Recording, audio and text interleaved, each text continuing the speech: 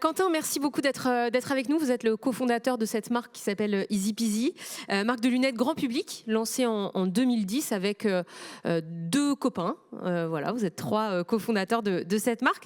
Je vous laisse nous en dire quelques mots de cette marque Easy Peasy depuis ces 15 ans là, qui marque l'histoire de cette marque. Ouais. Bonjour à tous. Déjà, j'en profite pour faire une étude de Noto, même si la salle se remplit. Est-ce que vous connaissez Easy Peasy? Levez la main ceux qui connaissent. Ouais, pas mal. Pas mal, mais on peut bien faire travaillé. encore mieux. C'est une bonne nouvelle. Easy Peasy, on a 15 ans effectivement. J'ai créé cette marque en 2010 avec mes deux copains d'enfance.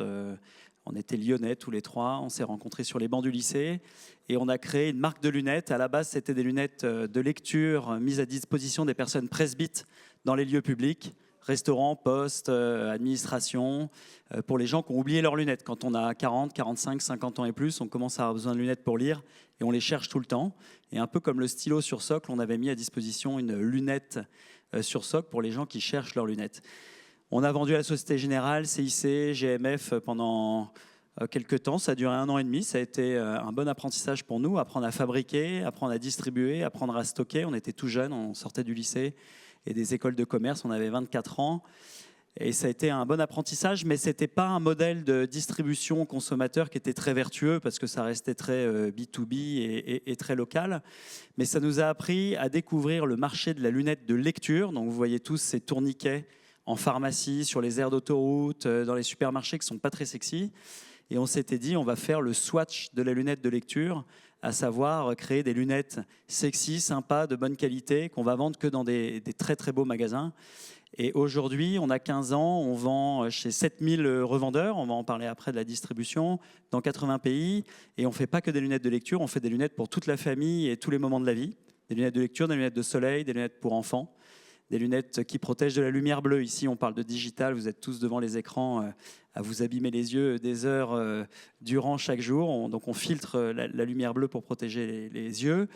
Et on fait des lunettes pour le sport, pour le ski, pour le cyclisme, etc. Donc ça représente 1600 références. Et pour nos 15 ans, je fais le petit calcul récemment, on a vendu plus de 15 millions de paires. Et ça s'accélère évidemment, on fait à peu près 15-20% de croissance par an. Dans les grandes lignes, voilà ce que je peux dire de la marque.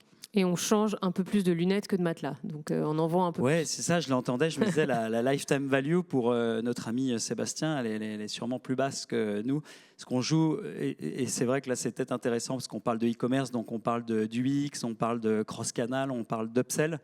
Et je vois nos amis de D&D dans la salle qui adorent ces sujets du UX qu'on essaye d'améliorer tous les jours. On a des lunettes qu'on collectionne, enfin on pousse à la collection. C'est des lunettes qu'on vend entre 30, 40, 50 euros. Donc un peu comme on peut avoir 5-6 swatchs, on peut avoir 5-6 paires de lunettes Easy Peasy, se faire plaisir, se les offrir et puis les offrir aussi. On a un super cadeau de naissance pour les lunettes enfants. On a un super cadeau tout court avec les lunettes de soleil, etc. Donc c'est un produit qu'on peut pousser en multiplication et en panier qu'on peut augmenter beaucoup plus que le matelas, évidemment. Alors, on parlait de distribution. Dites-nous un petit peu en quoi vous vous distinguez des pure players.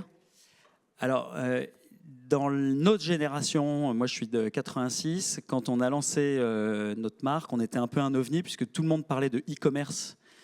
Et nous, on arrivait par le wholesale, c'est-à-dire créer un maillage de revendeurs absolument physique à tout prix.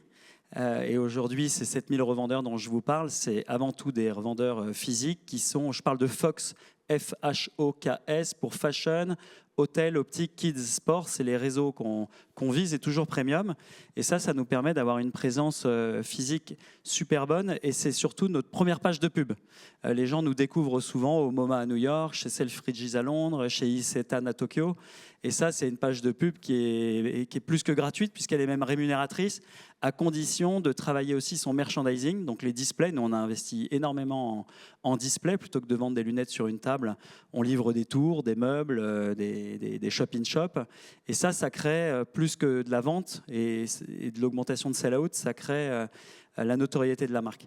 Et par-dessus ça, on a décidé de créer un réseau retail, donc d'abord France puis UK et Belgique. Et d'année en année, on ouvre environ 5 boutiques par an depuis 5 ans. Aujourd'hui, on en a 20, bientôt 25. On est avec nos boutiques retail très Paris, Londres, Belgique, et on se teste aussi sur des modèles de franchise en dehors de l'Europe. Donc Union européenne et USA, avec notre filiale à New York, on gère notre distribution retail. Et en dehors de cette zone-là, on ouvre en franchise à travers nos distributeurs. Parce qu'en dehors de ces zones-là, on a des distributeurs pour le wholesale et le retail. Et le e-commerce, c'est venu derrière. D'abord, c'était un site vitrine. Et les questions qui ont été posées avant pour notre ami des matelas, c'est les mêmes qu'on nous posait. Nous, on avait des revendeurs qui nous disaient « J'en ai marre d'avoir des clients qui disaient « Je n'ai pas la couleur, donc je vais l'acheter en ligne, donc j'arrête de vous vendre ».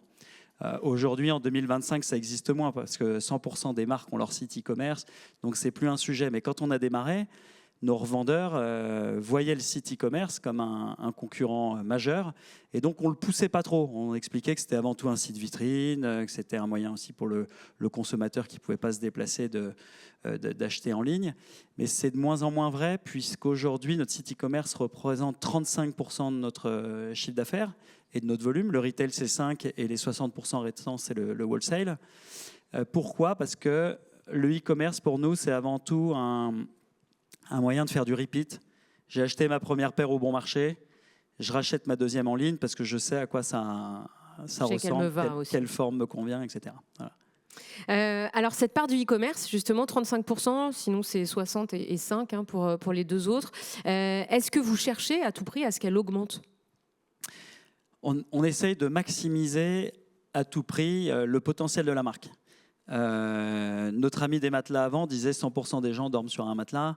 Nous, 100% des gens ont besoin de lunettes. On est 8 milliards sur la planète, tout le monde a besoin de lunettes. Alors tout le monde n'a pas les moyens de se payer des lunettes, mais on a un prix plus accessible que nos amis de Luxottica, Check Kering, etc. Donc c'est quand même un plus. Mais 8 milliards de personnes ont besoin de se protéger les yeux du soleil, même si maintenant on peut se faire opérer aussi de la presbytie. On devient tous presbytes. 100% des gens deviennent presbytes un jour. Quand on est myope, c'est plus tard, mais à partir de 40-45 ans, on commence à avoir les bras qui s'allongent. Et 100% des gens ont besoin de se protéger quand ils font du sport. Et donc, en cela, on pense qu'on doit aller vite. Et aller vite, c'est faire avancer les 3 canaux en même temps. Nous, on pense que le bon équilibre, c'est 50% B2C, 50% B2B. 50% B2C, je parle de e-commerce et de retail. C'est pour ça qu'on ouvre nos propres boutiques et qu'on développe la franchise. Mais ça, c'est la cible. Donc quand on est à 40-60, là, on n'est plus très loin de la cible. La vraie question, le vrai enjeu, c'est d'avancer groupé pour qu'il n'y en ait pas un qui se démarque, parce que le risque, c'est qu'à un moment donné, on puisse devenir moins visible sur un des canaux. Et là, ça devient difficile de se rattraper, surtout quand on a des budgets pub proches de zéro. Encore une fois, notre communication, elle passe par le physique. Et pourtant, dans le marché de l'optique, c'est moins répandu, la vente en ligne ? Oui, parce que quand on parle de lunettes, les gens voient tout de suite opticien. Et quand je vais chez l'opticien, je choisis une forme d'ailleurs avant de choisir une marque. Je regarde ce qui me va le mieux et ensuite je donne ma prescription et notamment à travers l'analyse qu'a fait mon ophtalmo. Mais nous, on vend des lunettes prêtes à porter. On n'est pas opticien. Les opticiens sont nos revendeurs et d'ailleurs parfois ils montent les verres à la vue. Mais nous, ce n'est pas notre métier. Donc c'est assez facile pour nous de vendre des lunettes à 30, 40, 50 euros en ligne prêtes à porter, là où c'est beaucoup plus difficile quand on est opticien et qu'il faut les faire monter à la vue et qu'il faut des ordonnances, etc. etc.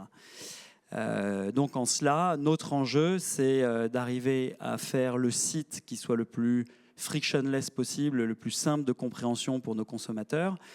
Et comme une lunette, malgré tout, on la porte sur son visage, et on a envie de savoir à quoi on va ressembler. C'est pas comme quand on vend des chaussettes ou nos amis du slip français, c'est encore différent. Là, on l'a vraiment sur son visage, on a envie de savoir à quoi on va ressembler. Et une lunette, c'est une vraie identité pour quelqu'un. Ça veut dire quelque chose. La forme, la couleur que j'ai choisie transmet quelque chose de sa personnalité. Donc, notre enjeu sur le site e-commerce, c'est d'aider au maximum le consommateur à se projeter. Donc, pour ça, c'est la photo, la vidéo, le virtual try-on, et essayer de faire tout ça de manière hyper simplifiée, parce que derrière, c'est des gammes, des formes, des couleurs, des dioptries. Donc à la fin, c'est 1600 références qu'il faut mettre en musique dans une expérience client la plus simplifiée possible. Et donc, pour faire tout ça, vous avez besoin de changer de plateforme? Alors, on a changé de plateforme, je crois que c'est il y a 3 ans maintenant, je regarde l'approbation, 3 ans, parce que pour plein de raisons. Déjà, on a une notoriété qui monte fortement, et ça veut dire qu'on travaille bien la partie physique, donc on a un taux de visite qui augmente, qu'on appuie aussi avec de l'acquisition, et on a un taux de transformation qu'on essaye d'augmenter. Donc, il faut arriver à augmenter l'UX pour augmenter le taux de transfo, accéder à cette montée du trafic sans avoir un site qui déraille et gérer les fonctionnalités par pays et la singularité des pays, les attentes par pays, qui soient le plus proche des attentes conso. Ce qui n'était pas vraiment le cas ou optimisé avant, et le fait de monter en puissance sur un outil comme Adobe et Magento nous permet d'être beaucoup plus custom et de répondre aux différentes attentes des différents consos des 80 pays dans lesquels on vend. Et la principale attente, elle est un peu dans votre nom d'ailleurs, il faut que ce soit easy. C'est ce que ça vous offre, Adobe Magento. Ouais. Pour l'anecdote, on s'appelait C-Up à la création en 2010, 6 concepts derrière parce qu'on avait eu un problème de nom de marque qui était déjà déposé par Essilor, un petit de l'optique. Et ils avaient Upsy, ça posait un petit problème. Et donc, on avait changé pour 6 concepts. Mais quand on est devenu un peu plus connu, on s'est dit il faut qu'on ait un nom qui ne ressemble qu'à nous, qui soit singulier, comme on peut voir chez Swatch, Uniqlo, Nike. Si c'était un peu trop générique. Et donc là, on avait rebossé sur une plateforme de marque avec des professionnels en la matière pour dire qu'est-ce qu'on veut raconter de notre marque, qui sont nos clients. Et on s'est rendu compte en faisant ce travail en profondeur, parfois ça paraît un peu basique, mais que la singularité de notre marque, c'est la simplicité. La simplicité dans le côté accessible, dans le prix qui est hyper accessible à tous, dans les modèles qui sont des modèles qui sont unisexes, transgénérationnels. Et donc la simplicité d'achat, c'était aller au bout du dernier kilomètre de ce marathon. Et c'est là où on a un vrai enjeu e-commerce, parce qu'encore une fois, acheter une lunette en ligne, c'est pas si évident. Alors dites-nous peut-être un peu plus techniquement en quoi Adobe Magento répond à tous ces besoins. Déjà, Adobe Magento, c'est une plateforme qui est beaucoup plus puissante, donc qui peut nous permettre de faire ces sujets dont je parlais juste avant, mais c'est aussi valable si on a une bonne équipe derrière en interne et de dev. Là, je fais un petit clin d'œil à nos amis de D&D qui sont dans la salle, parce qu'avoir une bonne voiture avec un mauvais pilote, ça ne sert à rien. Et donc, il faut que tout avance conjointement. Donc, nous, on avait la volonté d'acheter une voiture plus puissante et d'aller se payer un bon pilote qui allait avec. Donc là, on a vraiment les deux combinés pour aller gagner les 24 heures du Mans. Vous avez senti l'impact de cette transfo digitale dans votre chiffre d'affaires ? Oui, alors encore une fois, comme on avance groupé avec l'augmentation du physique et donc qui augmente la notoriété de la marque, et qu'on a du coup de plus en plus de moyens pour mettre des budgets acquisition qui sont en SMA, en SEA, on améliore notre SEO, on fait de la communication offline aussi, et encore une fois la présence physique fait que tout ça fait monter la sauce. Mais in fine, je vois qu'on fait de plus en plus d'acquisition de data de nouveaux clients, qu'on arrive de mieux en mieux à retravailler derrière. Donc on a les sujets de CDP qu'on ne travaillait pas ou mal avant, on arrive à mieux les adresser avec une meilleure lecture de notre data. Et je pense que chacun de ces détails a vraiment son importance pour la montée en puissance. Et on n'aurait pas pu le faire si on n'avait pas la plateforme qui suivait derrière. Donc oui, c'était important d'avoir une plateforme résistante qui nous permette d'accéder à nos besoins. Vous l'avez dit tout à l'heure, le consommateur, ce qu'il veut, c'est tester, voir si la lunette lui va. Comment vous utilisez l'intelligence artificielle dans cette nouvelle solution ? Alors là, moi, je reviens, comme certains d'entre vous, du one-to-one Monaco. Et donc, je peux confirmer qu'on est, je pense, à l'échelle 0,5 du champ des possibles de ce que j'ai vu en IA. Donc, ça m'a vraiment donné envie d'accélérer. Aujourd'hui, je pense qu'à part de la trad, on ne fait pas grand-chose. Et je pense qu'il faut rester ultra connecté sur ces sujets-là parce que ça va permettre énormément de choses. Je pense notamment au besoin de faire des visuels portés. Pour nous, c'est hyper clé. Faire des visuels portés sur 1600 refs, c'est des shootings énormes avec des sujets de droit à l'image, avec des sujets de forme de visage qui ne sont pas les mêmes partout, etc. etc. Je regarde de près ce qu'on va pouvoir faire en IA là-dessus, parce qu'en un clin d'œil, à partir de toutes ces 3D, on va pouvoir mettre en perspective des lunettes portées. C'est un exemple. La trad, aujourd'hui, le site, il est en 5 langues. Je pense qu'il devrait être dans 100% des langues demain, puisque tout ça va se faire hyper nativement. L'analyse également statistique de notre data, et je pense que c'est là où on a vraiment des progrès à faire. Mieux analyser notre data et de manière omnicanale. D'où vient notre client? Quelle est sa lifetime value en fonction de où vient? S'il vient du retail, s'il vient des department stores, s'il vient du e-commerce, s'il vient des réseaux sociaux. Je pense que l'IA doit nous aider à mieux calculer et à analyser et pour nous orienter sur les actions qui marchent et sur là où on doit appuyer fortement demain. Alors forcément, cette IA elle va prendre de plus en plus de place, mais aujourd'hui, quand vous regardez vers demain, qu'est-ce que vous comptez, qu'est-ce que vous souhaitez faire de votre marque dans les prochaines années? Et pour cela, de quoi avez-vous besoin? On a besoin de plein de choses, mais en tout cas, on a une slide qu'on présente aux équipes chaque année depuis le premier jour, puisque notre ambition est toujours la même, c'est de devenir une marque de référence internationale. Donc là, on parle de love brand international, c'est un peu ça. L'idée, c'est de se dire que dans 100% des pays du monde, dans 5, 10, 15, 20 ans, si on te demande de citer 5 marques de lunettes, que Easy Peasy apparaissent dans le top 5 avec Ray-Ban, Persol, Oakley. Et donc ça passe par, encore une fois, une présence dans les meilleurs magasins physiques wholesale, donc un maillage hyper complet, avec le bon merch. Encore une fois, l'idée, c'est pas d'être planqué en étage numéro 3 du 6e étage du department store, mais on bien travailler le merch, être visible, appuyé par du retail. C'est le temple de la marque pour représenter toute ton amplitude de gamme. Parce que nous, souvent, les gens nous connaissent par vous faites des lunettes pour enfants, vous faites des lunettes de lecture, vous faites des lunettes de sport. Non, Easy Peasy, on fait tout ça.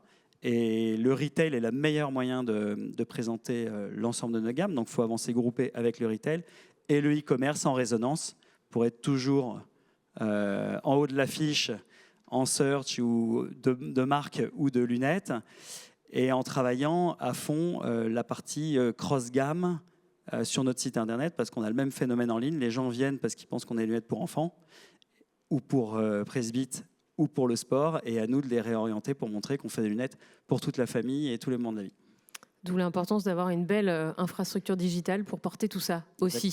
Exactement. Pour se faire connaître et pas seulement, évidemment. Merci beaucoup, Quentin, pour la présentation d'Easy Peasy et cette stratégie digitale. On ouvre les questions, comme dans les conférences précédentes. N'hésitez pas, le micro va circuler. Des questions faciles. Hein. Parce que celles-ci, elles étaient préparées. Les prochaines, je ne sais pas. Merci, bonjour. Vous parlez donc d'un grand succès au niveau du digital en B2C.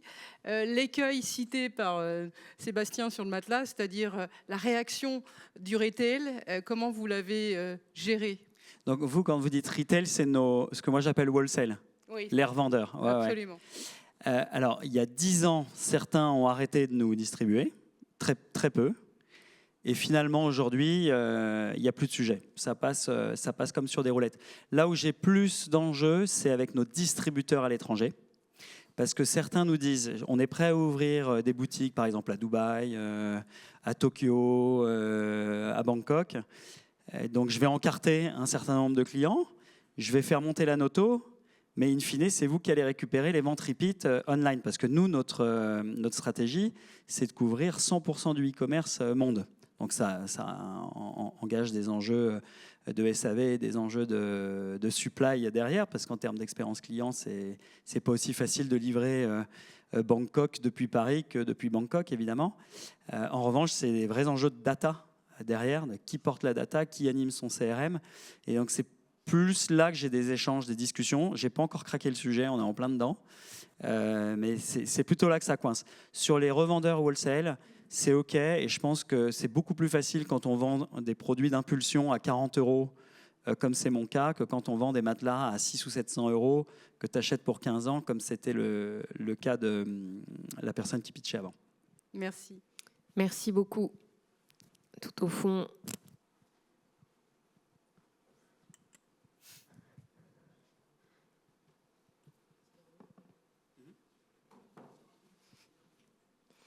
Une autre question. Merci à vous. Je voulais un peu avoir votre position par rapport à la revente de vos produits sur la seconde main, parce que typiquement, j'ai acquéri plusieurs de vos paires via ce biais-là. Est-ce que c'est quelque chose que vous allez intégrer directement sur la partie e-commerce? Comment positionner par rapport à ça? C'est une super bonne question. Le phénomène, on le voit particulièrement sur l'enfant. On l'a pas trop sur l'adulte. Mais sur l'enfant, on s'est posé la question déjà l'année dernière en se disant, c'est marrant, on a plus de mal à faire de l'acquisition de nouveaux clients sur la partie enfant en France, qui était un secteur très fort. Et puis, il suffisait d'aller sur les sites de seconde main pour voir le taux de produits à vendre qui était en forte explosion. Et en discutant avec des revendeurs du marché de l'enfant et des confrères, on a tous le même sujet. Aujourd'hui, on n'a pas vocation de faire la marketplace de seconde main, nous. C'est juste qu'il faut l'intégrer dans nos forecasts, l'accepter.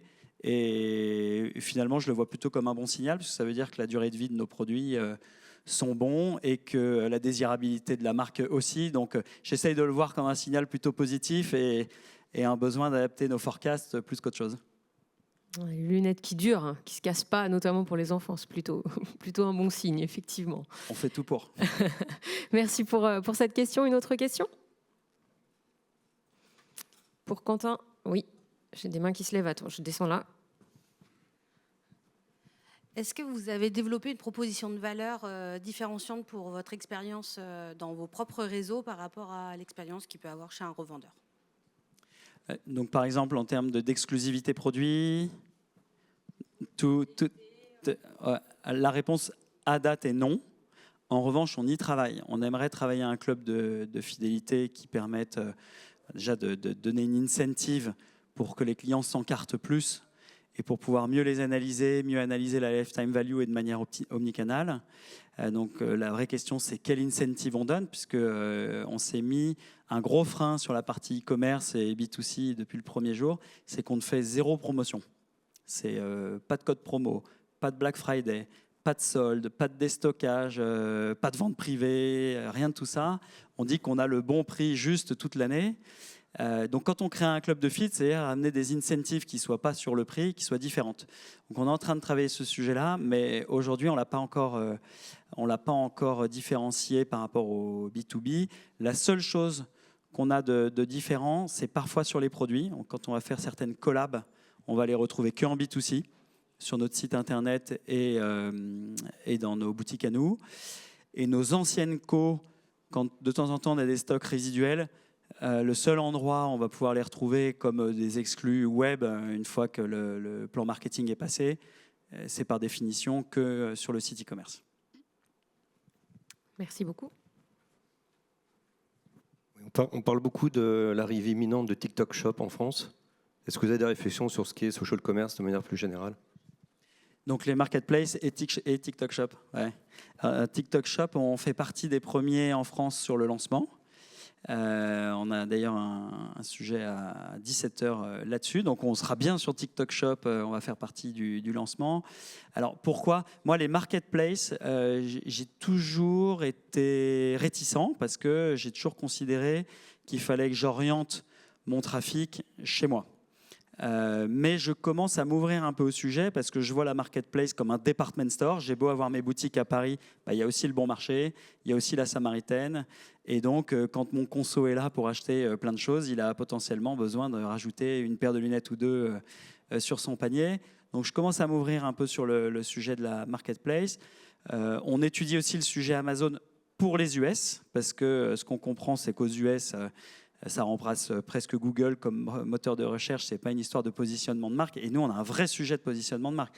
La Magic Sauce d'EasyPeasy, je n'ai peut-être pas assez insisté dessus, mais c'est de vendre des lunettes à 40 € au bon marché. Elle est là, la Magic Sauce. Elle n'est pas de vendre des lunettes à 40 € en pharmacie. On ne vend pas dans les pharmacies d'ailleurs, parce qu'on veut qu'il y ait un effet plaisir dans l'achat de nos lunettes. C'était Karl Lagerfeld qui parlait de mastige, positionnement mastige, c'est reprendre les codes du luxe à un prix accessible. C'est vraiment ce qu'on essaye d'appliquer chez EasyPeasy, dans le produit, la distribution et son prix accessible. Et il faut appréhender tout ça dans la manière de distribuer jusqu'au marketplace. C'est pour ça que la question Amazon US, elle nous a vraiment beaucoup questionné. Maintenant, pour revenir à la première partie de la question TikTok Shop, nous on pense que c'est C'est important d'y être parce que déjà, c'est une génération, cette Gen Z qui est dessus, qui est à bloc. C'est la possibilité de faire un achat hyper facile et hyper rapide tout en jouant avec les produits. Et Easy Peasy, on parle du easy, mais c'est aussi beaucoup, on joue avec la couleur, on joue avec les formes, on joue, c'est gamifier aussi le produit. Et donc, c'est à bloc dans les codes de TikTok. Donc, on fera bien partie de ce lancement-là. Et on continue bien d'appréhender la question des marketplaces, mais pas trop, parce que ce qu'on veut, c'est surtout réorienter vers notre site. Merci beaucoup. Une autre question? Plus de questions? Eh bien, merci beaucoup, Quentin. Merci à vous. Merci pour cette présentation.